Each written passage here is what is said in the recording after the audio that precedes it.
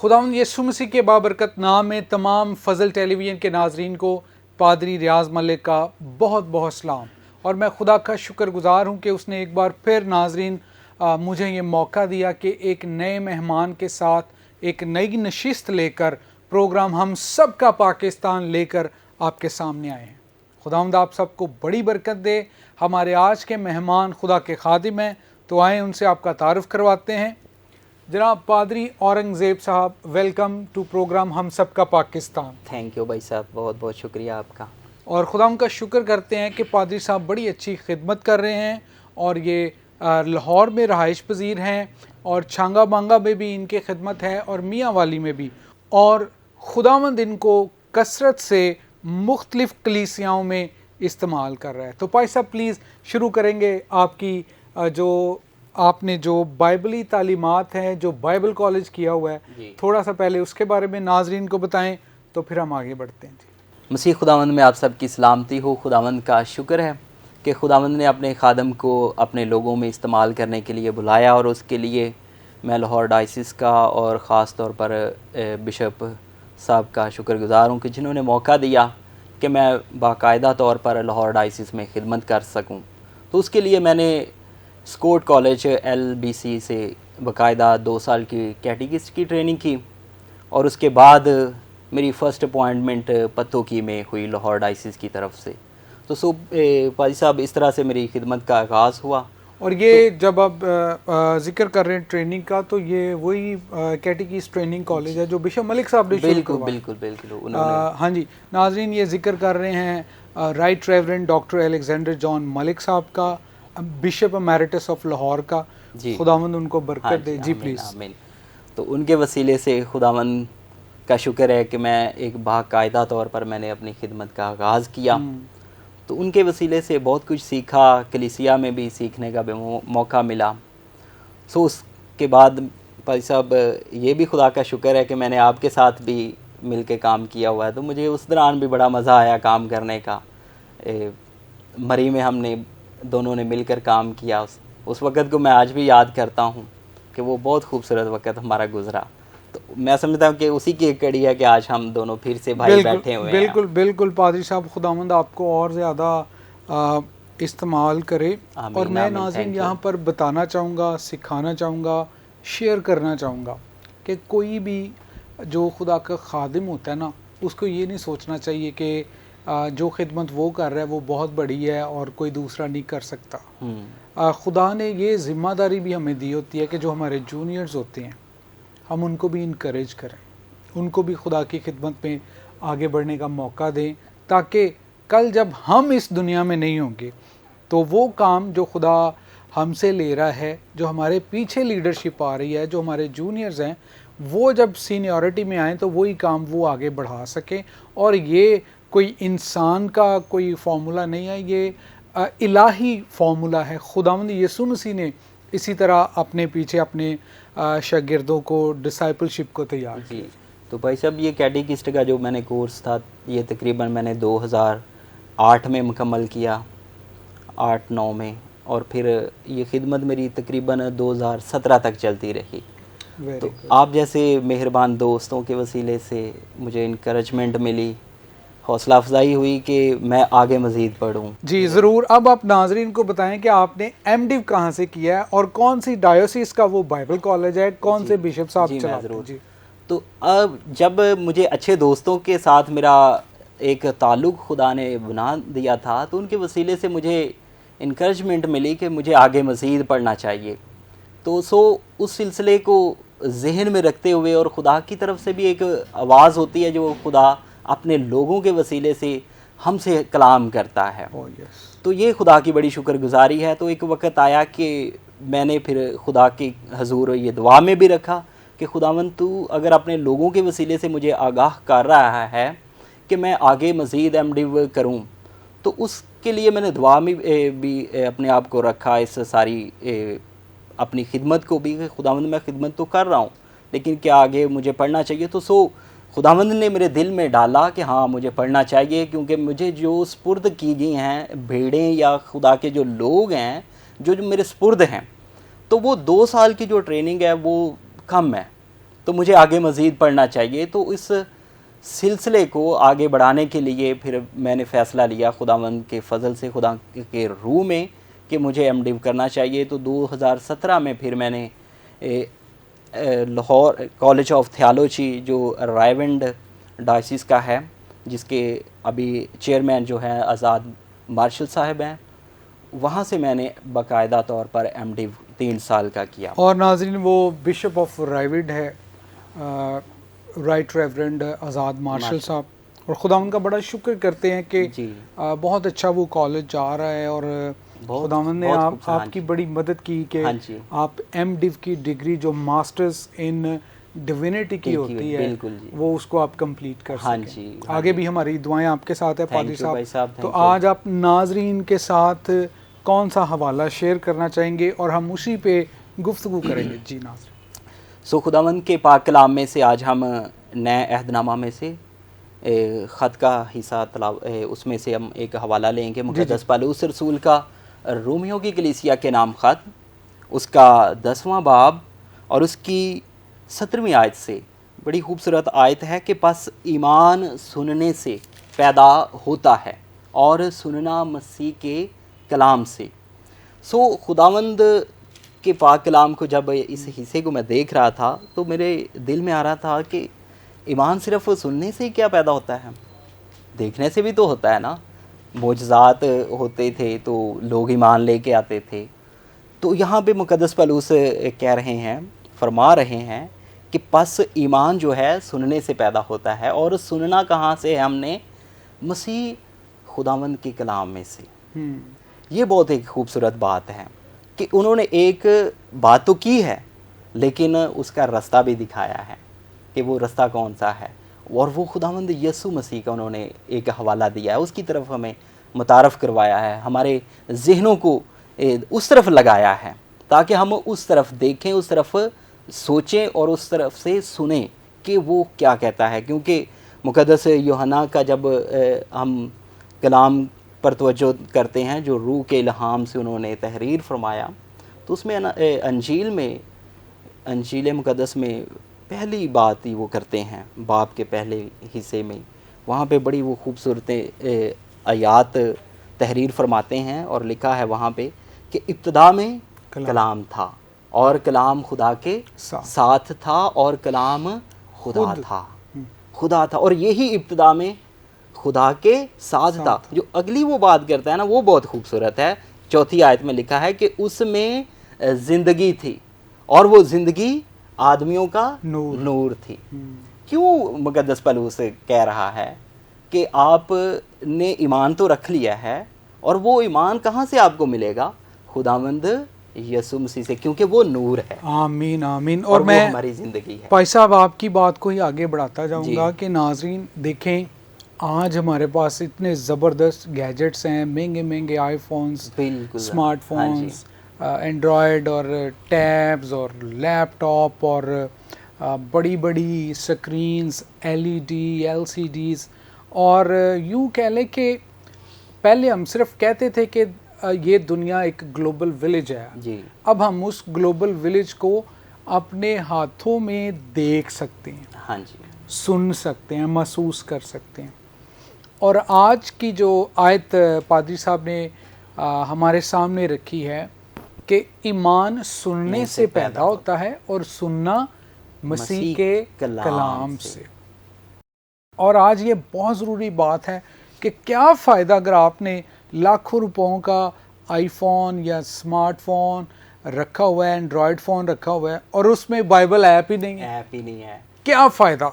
और इसी तरह भाई साहब, और सुनना जो आप अभी कह रहे थे ना, जी। ये उसकी यूँ कह लें कि सुनना ही, जब हम सुनेंगे तो उसकी इमेजिनेशन में चले जाएंगे, देखेंगे। हाँ जी, कि ये जो कलाम की मुनादी हम सुन रहे हैं, कोई खुदा का खादम बशारती कलाम दे रहा है, कोई खुदा का खादम जो है वो शिफा का कलाम दे रहा है, तौबा का कलाम दे रहा है। जब हम उसको सुनते हैं बिल्कुल तो वो एक कहानी को लेकर चल रहा होता है, देख भी रहे होते हैं हम। हाँ जी, ऐसे ही। आमीन आमीन। तो ये सुनना बहुत ज़रूरी है, इस वक्त की बहुत बड़ी और ज़रूरत है हमारी।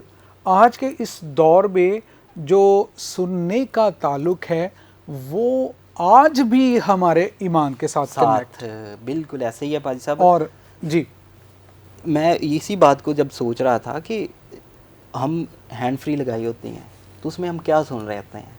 आज हमारे नौजवान जो हैं या बड़े भी देख लें, फेसबुक पे मोस्टली जो है उनका कुछ और हो सकता है, लेकिन मुक़द्दस कलाम में जो हमारे लिए तहरीर है वो ज़रूरी है कि हमारा वही बाइबल के ऐप्स हों, अंदर गीत हों, वो हमारे बच्चे सुन रहे हैं, नौजवान सुन रहे हैं, तो उनके ज़हन की पकीज़गी बहाल हो रही होती है। बिल्कुल दुरुस्त फरमा रहे हैं आप जी।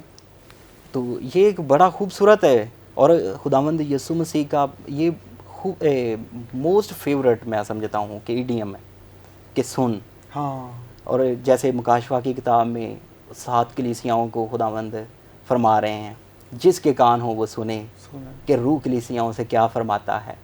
तो मतलब है कि जब हम सुनी अनसुनी कर देते हैं तो फिर हमारे अंदर जो चीज़ है वो भी जाती रहती है।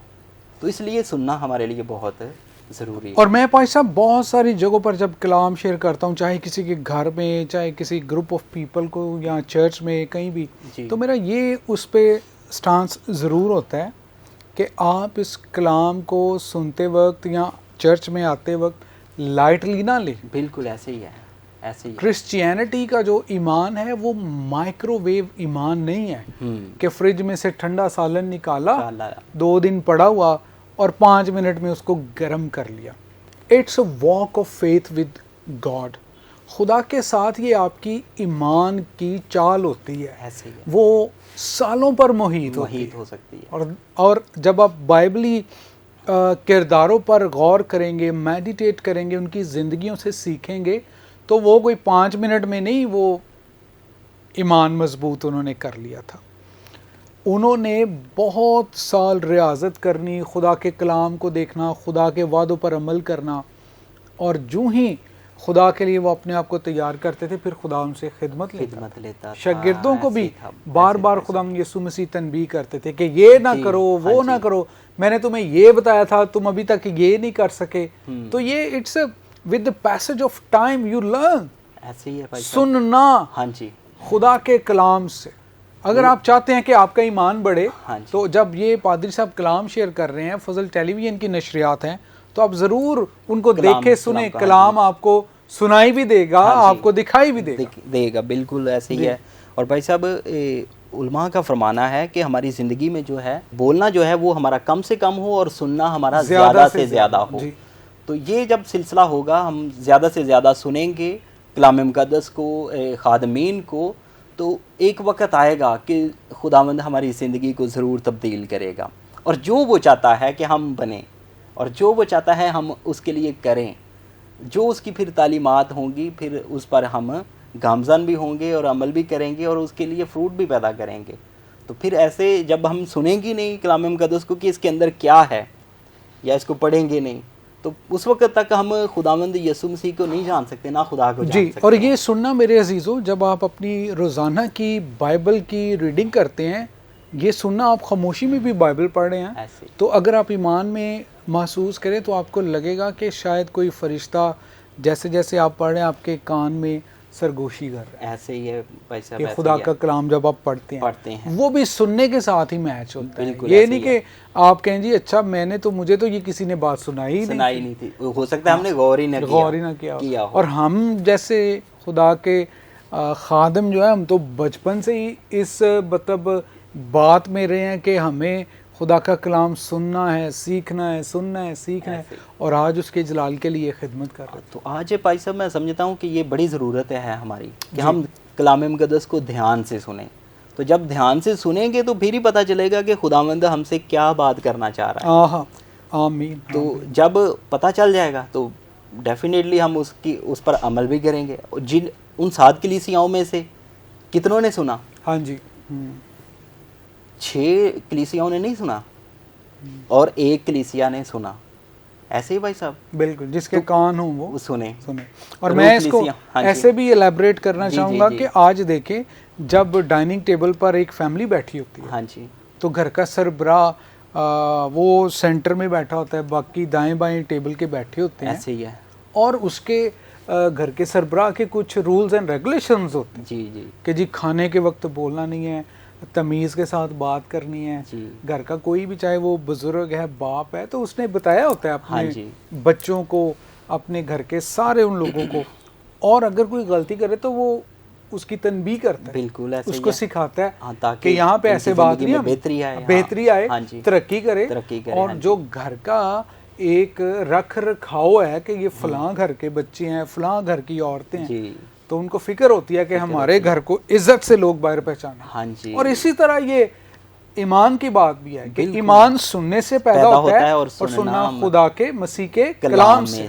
और ये चीज़ आज हाँ मतलब हमारे ख़ानदानों का हिस्सा है। हाँ जी। कि खुदा भी हमें यही कहता है कि बिल्कुल। सुनो और उस पर अमल करो। और ऐसे ये ही नहीं कि आज देखें, जैसे पादरी साहब ने शुरू में बताया, क्या बहुत नीचे से ग्रास रूट लेवल से खुदावंद इनको खिदमत में लाया, सीख सीख बिल्कुल ऐसे कर। ही और है, अब खुदा सिखाने सिखा रहा की होता है। हाँ जी। अब सिखाने की बात बात चल चल रही है, ऐसे ही है। और मैं इस चीज़ को हमेशा स्नब करता हूँ, इसको फेवरेट या फेवर नहीं देता, जी सपोर्ट नहीं करता जी। कि आप कोई ट्रेनिंग भी ना करें और आप खादिम बन जाएं, तो वो फिर वही बात है कि नीम हकीम खतरा है जान। तो आप बेहतर है कि खतरा हाँ जी, रूहानी जान ना बने। लोगों की अगर आप मदद करना चाहते हैं तो कलाम से पहले हमें खुद सीखना है। हाँ जी, कलाम से सीख कर प्रॉपर बाइबल कॉलेज करके फिर फील्ड में आए, फिर आपको बरकत भी मिलेगी और खुदा का रूह आपके लिए दरवाजे भी खोलता है। जी भाई। आमीन आमीन। और आगे फिर मुकद्दस यूहन्ना फरमाते हैं, इसी चीज़ को वो बढ़ा देते हैं कि वो नूर जब पैदा होता है तो उसकी बरकतें भी हैं हमारी ज़िंदगी में। वो जो अंदर तरीकी है वो हमारी ख़त्म होती है जब हम कलाम मुकद्दस को ले लेते हैं अपनी ज़िंदगी में। जो हमारे अंदर तरीकी है वो नूर में तब्दील हो जाती है, और उसके वसीले से क्या हम बरकत पाते हैं कि नए तौर से उभर कर सामने आते हैं। हमारी ज़िंदगी में एक खूबसूरत सा निखार आता है, और वो क्या है? वो मसीह का निखार है जो उसने नूर हमें बख्शा है, और उसके वसीले से ही हमारी निजात भी है। उसके बगैर हमारी निजात नहीं है, क्योंकि कलाम मुकद्दस में वो आगे चल के कहते हैं कि जितनों ने उसे कबूल किया उन्हें वो क्या बख्श रहा है? खुदा एक बरकत है ना, सामने नज़र आ रही है। सिलसिला कहाँ से है? खुदा के कलाम से है जी। जब तक हमारी ज़िंदगी में पूरे तौर से नहीं होगा, जब तक हम उसको पूरे तौर से नहीं जान जाएंगे या तो उस वक्त तक ये बरकतें हमारी ज़िंदगी में नहीं आएंगी, और ना हम वरासत पा सकते हैं, ना फर्जंदियत पा सकते हैं। फ़र्जंद बनने के लिए स्टार्ट कहाँ से हमें लेना है? वो मुकद्दस पलूस हमें फरमा रहे हैं कि वो क्या ज़रिया है। ज़रिया उसने बताया खुदावंद यीशु मसीह का, और उसको खूबसूरती के साथ बड़े खुले तरीके से मुकद्दस यूहन्ना भी बयान कर रहे हैं। क्यों हम उसमें से सुने? क्योंकि वो खुद कलाम है, खुद वो ज़िंदगी है, खुद वो नूर है। तो जब उसके साथ हमारी एफिलिएशन होगी, उसके साथ एक खूबसूरत हमारा ताल्लुक़ होगा, तो फिर हम उसके फ़र्जंद बन सकते हैं। अदरवाइज़ हमारे लिए कोई ऐसा ज़रिया नहीं है। तो बेहतर है कि हम इधर उधर की चीज़ों पे वक्त अपना सर्व करें। फ़ोन तो हमारे पास होते हैं, मेरा नहीं ख्याल कि ज़्यादा हमारा कोई मसीही टीवी चैनल कोई देखता होगा या कोई मसीही डिबेट्स देखता होगा। तो जब वो हम देखेंगे या सुनेंगे तो ज़रूरी बात है कि हमारी ज़िंदगी में एक निखार आएगा। तो इसीलिए मुकद्दस पौलुस कहते हैं कि सुनने का जो ज़रिया है वो कौन सा है? खुदावंद यीशु मसीह हैं, क्योंकि वो खुद कलाम हैं, वो कलाम से भरे हुए हैं, वो खुद कलाम है, और वही मुजस्सम होके हमारे दरमियान आया, और हमने उसका ऐसा जलाल देखा जैसा बाप के इकलौते क्या है। सो भाई साहब, आज की जो बातचीत है, मैं समझता हूँ कि सुनना हमारे ज़िंदगी में बहुत अहम किरदार अदा करता है। तो और उसी के वसीले से ही हमारी बख्शिश भी है।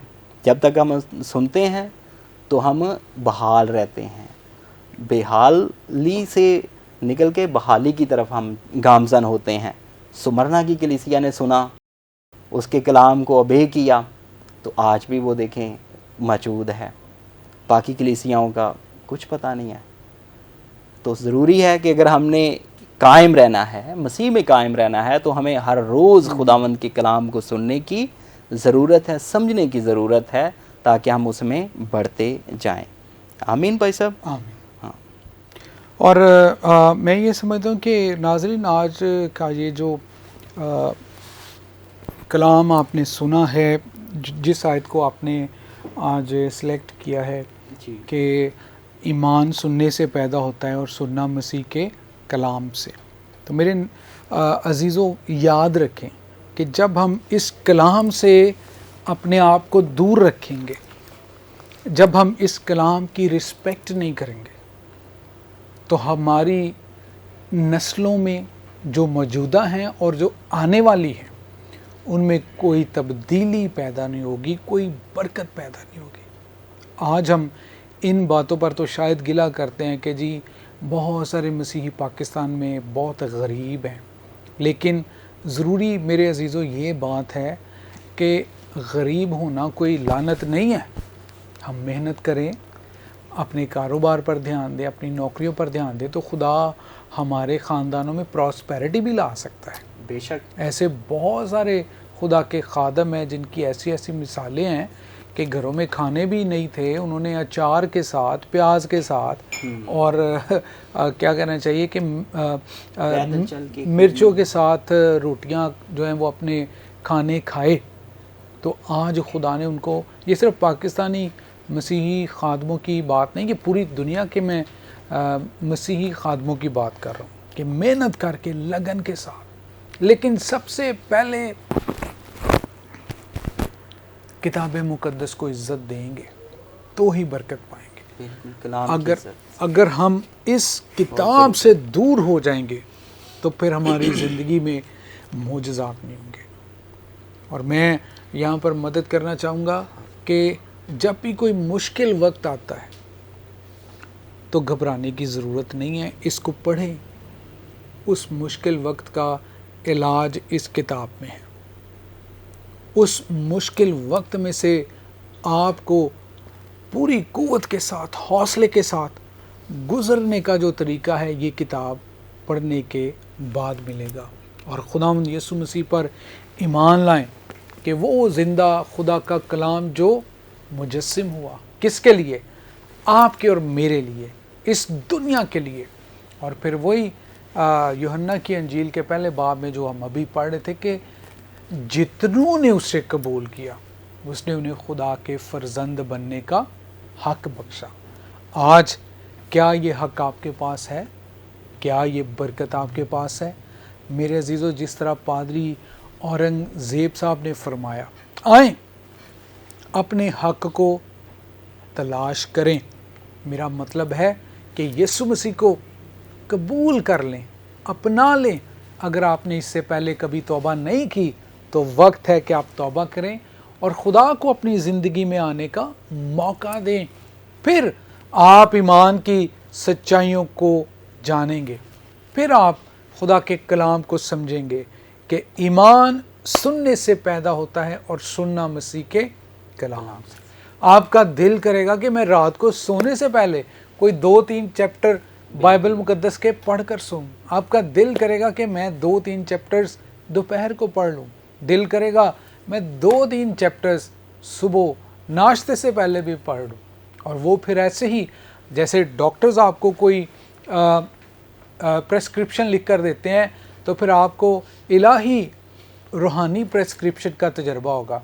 या आप भी कहेंगे कि सुबह दोपहर शाम मेरा ये दुआ का वक्त है, मैंने ये बाइबल पढ़नी है, मैंने बाइबल के ये चैप्टर्स ख़त्म करने हैं। और आपके अंदर कुव्वत होगी, कुव्वत, इरादा होगा, जज्बा होगा और आप हमेशा खुदा के कलाम की सच्चाई में से गुज़रते हुए कुव्वत पाते जाएंगे। याद रखें, यही कलाम आपको बरकत भी देगा, यही कलाम आपको आगे बढ़ने का मौका भी देगा। दुनिया में जितने लोग आपके मुखालिफ क्यों ना हो जाएं, आपके दरवाज़े बंद क्यों ना कर दिए जाएं, ये खुदा का कलाम, जो लोग आपको मुर्दा देखना चाहते हैं, वो लोगों के सामने जो आपके मुखालफिन होंगे ऐसे सरफराज करेगा कि वो शर्मिंदा होंगे और वो देखेंगे कि हमने तो इनके ख़िलाफ़ ये मंसूबाजात किए हुए थे, लेकिन ये कैसे हो गया, ये किस तरह सरफराज हो गए। वो सिर्फ़ और सिर्फ खुदा के ज़िंदा कलाम के वसीला से। और आज सुनने के ताल्लुक से जो हम बात कर रहे हैं, तो याद रखें मेरे अजीज़ों, फजल टेलीविज़न के बहुत खूबसूरत प्रोग्राम्स होते हैं और आप देखते भी हैं। उनमें से एक प्रोग्राम हम सब का पाकिस्तान है। आज ये कलीसिया के लिए कलाम था, ये पाकिस्तानी मसीहियों के लिए कलाम था, ये क्रिश्चियन डियास्पोरा ऑफ पाकिस्तान जो पूरी दुनिया में फैला हुआ है, ये उनके लिए भी कलाम था। याद रखें, जब आप ये प्रोग्राम देख रहे होंगे, प्रोग्राम हम सब का पाकिस्तान, तो थोड़े दिनों के बाद यही प्रोग्राम आपको YouTube पर भी अवेलेबल होगा। आप देख सकते हैं, इसको शेयर कर सकते हैं, आप बरकत पा सकते हैं। नाजरीन, आज की ये हमारी नशिस्त बड़ी खूबसूरत गुजरी, मैंने बड़ी बरकत पाई। पादरी औरंगज़ेब साहब, मेरा ईमान है कि आपने भी बरकत पाई है, और नाजरीन आपने तो पाई है। हाँ जी, तो हम खुदा का शुक्र करते हुए आपसे इजाज़त चाहेंगे। देखते रहें फजल टेलीविज़न, प्रोग्राम हम सब का पाकिस्तान। हमें इजाज़त दीजिए। थैंक यू सो मच पादरी औरंगज़ेब साहब, खुदावंद आपको बड़ी बरकत दे। God bless you, God bless Pakistan and God bless Fazal television.